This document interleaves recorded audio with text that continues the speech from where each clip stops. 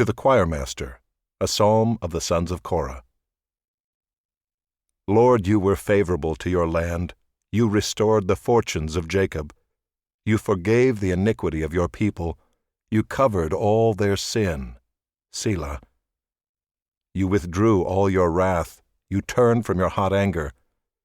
Restore us again, O God of our salvation, and put away your indignation toward us. Will you be angry with us forever? Will you prolong your anger to all generations?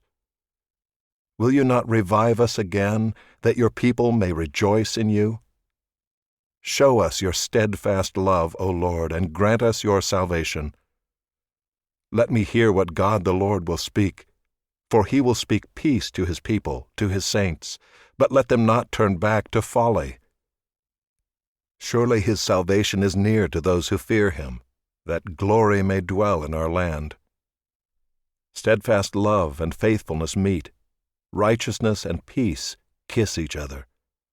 Faithfulness springs up from the ground, and righteousness looks down from the sky.